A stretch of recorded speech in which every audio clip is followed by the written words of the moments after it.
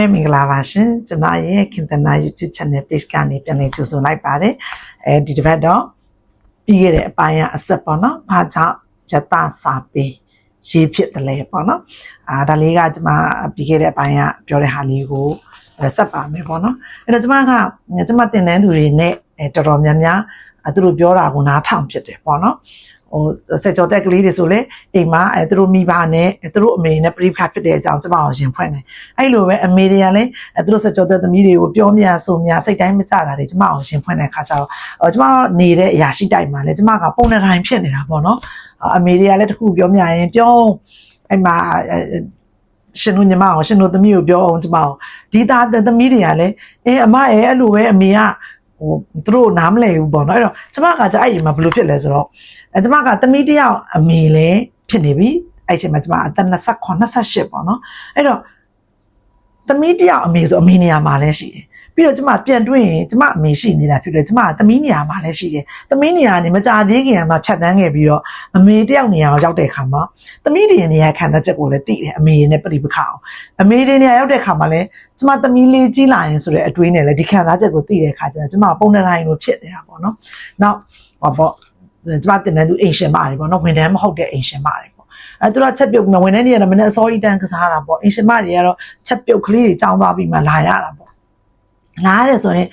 အိမ်ရှင်မတွေထုံးတဲ့အတိုင်းတကယ်ပြင်မန်းနေเนาะအိမ်ရှင်မတွေဆိုတာခေါင်းစဉ်ရတာမိခိုးတကယ်သူတို့လှုပ်တော့ရတဲ့အချိန်ကအလုံးလုံးနေတဲ့သူတွေတဲ့အမအလုံးလုံးချင်ထားပါတော့၈နာရီဆိုရင်အိမ်ရှင်မလုပ်နေတဲ့သူတွေက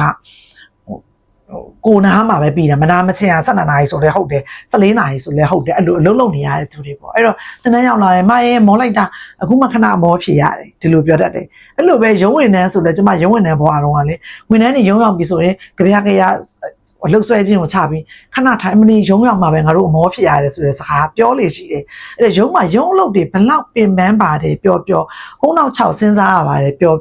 ာအိမ်အလုပ်လောက်မပင်ပန်းဘူးလို့ပြောချင်တာပေါ့နော်အိမ်လုံးလောက်မပန်းကျမရုံးဝန်တန်းလည်းလုပ်ခဲ့ဘူးတာဖြစ်တဲ့အတွက်အိမ်လောက်ကကြတော့ဒီမိသားစုရဲ့ဟောပေါ့နော်တန်ရှင်းရေးကျမ်းမာရေးသူတို့ဖိုးဖေးရစားရေးချက်ရေးပြုတ်အများကြီးပဲလေနော်လုပ်ဖူးတဲ့လူကုန်သိတယ်အဲ့ဒီမှာတချို့တွေတုံလုံးကြတယ်တာမန်အိမ်ရှင်မလို့တုံလုံးတယ်ကျမကတော့တာမန်အိမ်ရှင်မဆိုတာမရှိပါဘူးဘယ်သူမှတာမန်ဆိုတာမရှိဘူးအဲ့တော့အိမ်ရှင်မဖြစ်မဲ့အလုပ်လုပ်နေတဲ့သူဖြစ်ဒုသားကွာရင်ကွာမယ်ပေါ့နော်တာမန်အိမ်ရှင်မလို့ကျမကတော့တုံလုံးတာကိုသဘောမတူဘူးပေါ့ဘာလို့လဲဆိုတော့အိမ်ရှင်မတယောက်ရဲ့အလုပ်ကလည်းတကယ်ကိုအများကြီးပေါ့နော်အဲ့တော့အဲ့လိုကြားလာတဲ့အခါမှာကျမကသူတို့ပြန်ပြောဖြစ်တယ်အဲ့ရယောက်ျားကိုလည်းကူခိုင်းပေါ့သူတို့ရုံးကပြန်လာလဲရုံးမှလည်းတနေ့လုံးပြင်မန်းနေတာမဟုတ်ဘူးလေနော်တိတ်တိတ်လေးပေါ့ဥပမာအဝေးလေးလမ်းထားတာရုပ်ပေးတာတို့ပကံလေးတွေဆေးပေးတာတို့ထမင်းဝိုင်းကူတာတို့ဆိုအမလေးမရေမလုပ်ပေးပါဘူးရေတာမှပဲထိုင်ရမထရုံးကပြန်လာရင်ရေခတ်တိုက်ခိုင်းတာတို့အဲ့လိုလေအကုန်လုံးအစင်သင့်ပေါ့နော်မိဖို့ချောင်ဆိုတာယောက်ျားလေးတွေအတွက်ခြေမချစရာနေခြေချရမယ်နေရာမဟုတ်ဘူးလို့ဥပဒေသားရှိတယ်လို့တောင်ထင်နေကြတဲ့ယောက်ျားလေးတွေတော်တော်များတယ်ပေါ့နော်အဲ့တော့ငါကပတ်စံရှာနေရပဲငါကအပြင်မှာပြင်မန်းတာပဲဆိုရင်အိမ်မှာလှုပ်နေတဲ့အမျိုးသမီးလေးပတ်စံသာမရှာတာပတ်စံရဲ့ယူပေါက်တွေအကုန်လုံးကိုပိတ်ဖို့တက်တာမိသားစုဝင်ငွေကိုကုန်ကြတာနေဖို့အတွက်သူကလည်းအိမ်ရဲ့ဘဏ္ဍာရေးမှုအိမ်ရဲ့စီမံခန့်ခွဲရေးမှုဖြစ်တဲ့အတွက်သူ့ကိုလည်းနားချိန်တည်တံ့ပေးရမယ်ပေါ့ပေးရမယ်ဆိုကျမတို့ဘယ်သူရှိရတောင်းဆိုမှာလဲပေါ့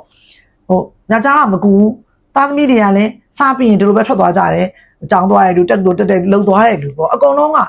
ရုံးမသွားခင်ကြောင်းမသွားခင်လည်းအမေပဲရုံးကပြန်လာကြောင်းကပြန်လာလဲလောက်ရတာအမေပဲပေါ့နော်အတူတူဆိုတော့မမျှတာဘူးထင်တယ်ကျမမြောက်ပေးတာပေါ့နော်ကျမကိုယ်တိုင်နဲ့မျိုးသားကသူကကုလုပ်ပေးတတ်တဲ့လူဖြစ်တဲ့အတွက်ကိုဟင်းချန်ရဲ့သူဝစ်လျှော်မယ်သူဈေးသွားပေးမယ်ဒီလိုမျိုးပေါ့အိမ်ကိုတွေရှိတာပဲ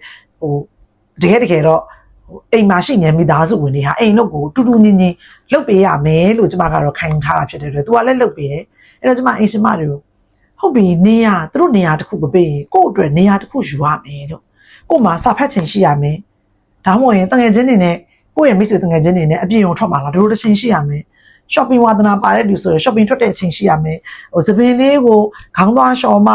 ခြေသက်လက်သက်လုံးမှအပန်းပြေတယ်ဆိုရင်အဲ့လိုသွားလုပ်ဖို့အချိန်ထားရမယ်လို့သူတို့ကကိုယ့်ကိုအချိန်နေရာတစ်ခုမပေးရင်ကိုကအချိန်နေရာကိုတိုက်ယူပါမယ်လို့ကျမမြောက်ပေးတာပေါ့နော်အဲ့နဲ့သူတို့နဲ့ပြောပြတဲ့အဲ့စကားတွေကိုကျမဆိုင်ရေးချင်စိတ်ပေါက်လာတဲ့ခါဆိုတော့အဲ့အကြောင်းအရာလေးကိုကျမစူးစမ်းဖွေရှာထိုနေရာဆိုတဲ့ခေါင်းစဉ်နဲ့ကျမဆောင်းပါးလေး ရေးလိုက်တယ်ပေါ့နော်ဟိုဘဲမှလည်းပို့တာဟိုပါကျမရေးပြီးအဲ့တော့စာဘက်တွေကလည်းဈေးမကြည့်သေးဘူးလေတော့ A4 ထုတ်မှာထောင်ကနန်းလောက်ပဲရှိတာတစ်ခါဝယ်ထားရင်3ပါလေး A4 ထုတ်ဆိုကျမ printer လည်းရှိရောကျမ print ထုတ်ပြီးရတဲ့ stapler လေးနဲ့ချုပ်ပြီးကျမတင်တန်းသူတွေကိုပေးဖတ်တာသူတို့နဲ့ပြောတဲ့စကားတွေပဲပြန်ရေးတာပေါ့နော်အဲ့တော့စူးစမ်းဖွေရှာထိုနေရာဆိုတဲ့နေရာမှာကျမကပြောသမျှဖြစ်အကြောင်းအရာလေးတွေကိုကျမကြုံတွေ့ခဲ့ဘူးလားသူတို့ပြောတာလေးနဲ့ချိတ်ဆက်ရေးတာပေါ့နော်ဥပမာတင်တန်းသူတယောက်ဆိုရင်ပေါ့ तू က house proud လို့ပြောရမှာပေါ့နော်အိမ်တန်ရှင်းတာကိုဟိုသဘောကျတဲ့လူအမြဲလုပ်နေတဲ့မျိုးပြီး house proud လို့ခေါ်တာပေါ့နော်အဲ့ house proud လို့ပြောလို့ရတယ်သူပေါ့သူကအမရဲ့ဒီကိုတန်ရှင်းလို့လိုက်ကားတွေအစ်စ်လဲအေးခလေးတွေအစ်စ်လဲအဲ့တော့ကလဟိုင်လေးတွေကိုအစွတ်တွေထားတဲ့သူတွေလည်းရှိရတယ်နော်ကလဟိုင်အစွတ်လေးတွေလည်းပေါ့အတနေ့ကုန်ပြင်မဲ့သူပြန်လာတော့တဲ့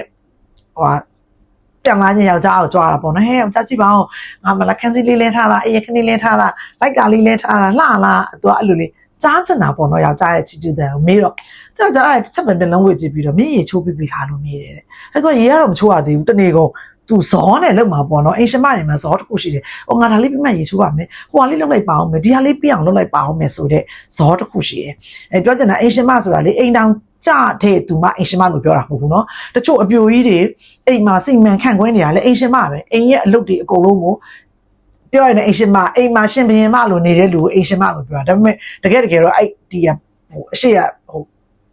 ဘူးပြုတ်သွားပြီးရှင်မပဲကြံခဲ့ရင်လည်းတူတယ်တကယ်တော့ဟိုဟာအိမ်ကိုစိတ်မှန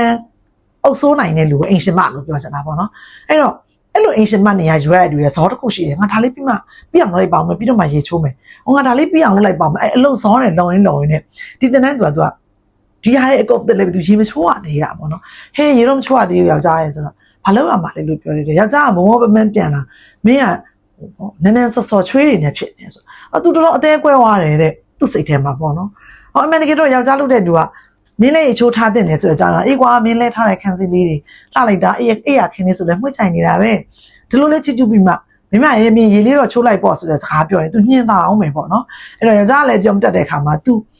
မောသမျှအပန်းမပြေဘူးပေါ့နော်ဒီเจ้าရယ် तू ရင်ဖွင့်နေနောက်ပြီးတော့ကျမဟိုအရှိဘိုင်းနေမှာလည်းပြောဘူးလေဟိုစားတာတောက်တာဆိုရင်အရှင်မတို့ကဟောပေါ့နော်အိုးလူခွက်လူလေးစားပြီးရင်တာသမီးနဲ့ယောက်ျားတွေကိုဖွယ်ရာတွေလောက်ပြီးဟိုစီမံပေးပေါ့အဲ့တော့ကျမခဏပြောဟေးရိုးတွေကြီးပဲစားတဲ့အကြောင်းမရှိဘူးငွေကြေးစီမံဖို့ခက်တယ်မလားအရိုးအရွက်ကောစားလို့ရတယ်ကစွန်းရကျော်တိန်လုံးစားမှာပေါ့အားလုံးတူညီစားမှာပေါ့ဒါကျမရဲ့စိတ်ပေါ့နော်ကျမကတူးဒီ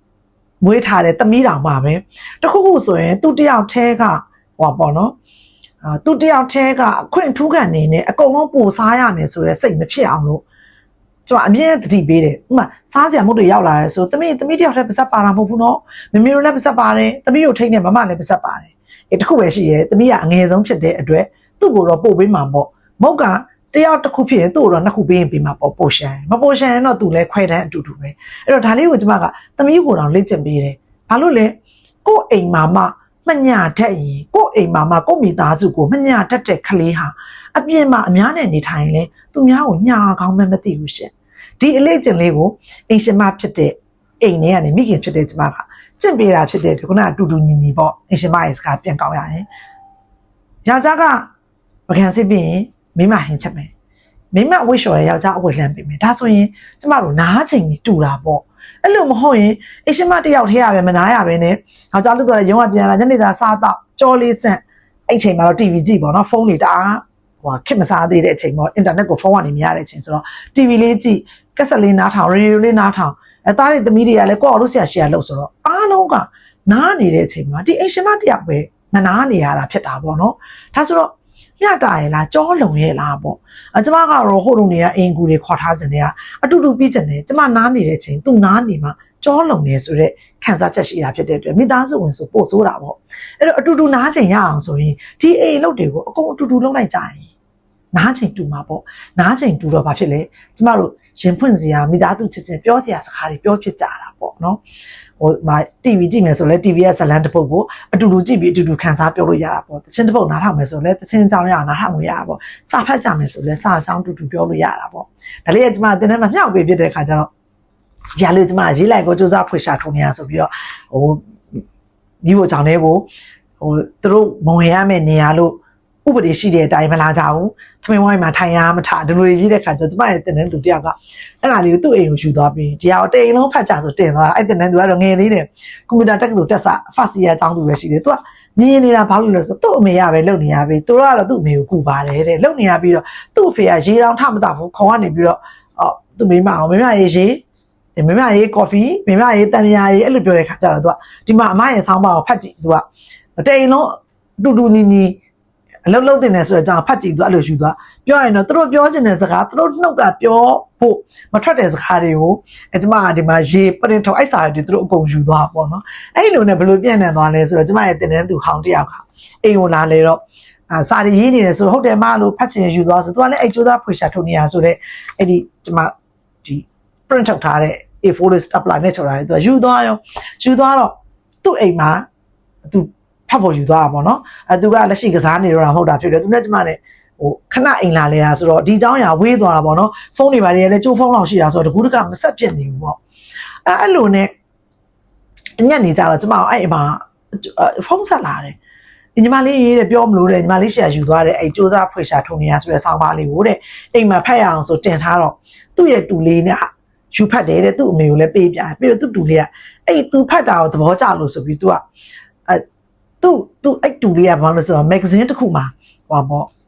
စာစီစာရိုက်လုပ်နေတာပေါ့နော် magazine တစ်ခုမှာအဲ့ magazine က Nwenny magazine ဖြစ်နေတယ်အဲ့ Nwenny magazine မှာစာစီစာသူအဲ့ဒါလေးကိုဖတ်ပြီးသဘောကျပြီးသူကအဲ့ Nwenny magazine ကိုအဲ့ဒါလေးယူသွားတယ်ယူသွားတော့ Nwenny magazine ရဲ့အဲ့ချိန်မှာ editor ကိုမင်းငိမ့်ချမ်းဖတ်ပြီးတော့သူသဘောကျလို့ခေါင်းစဉ်လေးရောရေးထားလေးသဘောကျတယ်ဆိုပြီးသူ့ရဲ့ Nwenny magazine မှာအဲ့အချိန်မှာကျမကကလောင်နာမည်တွေဘာလည်းမသိသေးပါဘူးကျမကိုကွန်ပျူတာသင်ပေးတဲ့အဲ့ဒီကျမရဲ့သင်တန်းသူပေါ့နော်အဲ့ဒီသမီးရပေါ့နော်ကလောင်ပေါ့နော်ရေးပြီးဟိုကျမမျိုးသားကကျမကိုခေါ်တဲ့နာမည်ပေါ့နော်မယ်လေးဆိုတဲ့နာမည်လေးကို तू ကရေးလိုက်တာပေါ့ရေးတော့ယူသွားတဲ့တင်တန်းသူကလည်းမယ်လေးလိုပဲပြောလိုက်တဲ့ခါမှာအဲ့ဒီ Nwenny magazine မှာမယ်လေးဆိုတဲ့ကလောင်နာမည်နဲ့စူးစမ်းဖွေရှာထုံနေရဆိုတဲ့ဆောင်းပါးကြီးကပါလာအောင်ကျမက magazine စာမျက်နှာတက်မှာစတင်ဖော်ပြခံရတာကကျမကဘယ် magazine ကိုမှလည်းတောက်ပို့တာမဟုတ်ဘူးဟိုအဲ့လိုပို့ရကောင်းမှလည်းမသိပဲကိုယ့်အကိုရေးတာကနေပြီးတော့အစစ်စင်ယူရင်ပါသွားတာပါအဲ့တော့သူတို့ကဟိုခွင့်တောင်းချင်လို့ပါ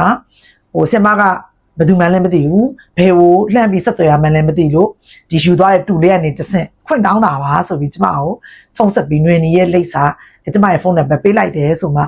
Nwennyက editor ကိုမြင်ချမ်းတဲ့စကားပြောတော့ဒီလိုပဲဆင်မရဲ့ဆောင်းပါးလေးကိုသဘောကျလို့ကျွန်တော်တို့သုံးပါတယ်နောက်လည်းရှိရင်ရေးပါအောင်ဆိုတော့ကျမကအဲ့အချိန်မှာဆောင်းပါးတွေကျမလို့ပေါ့နော်တင်တဲ့သူတွေကိုပြောပြီးတဲ့အကြောင်းအရာကိုကျမကဟိုကွန်ပျူတာလဲ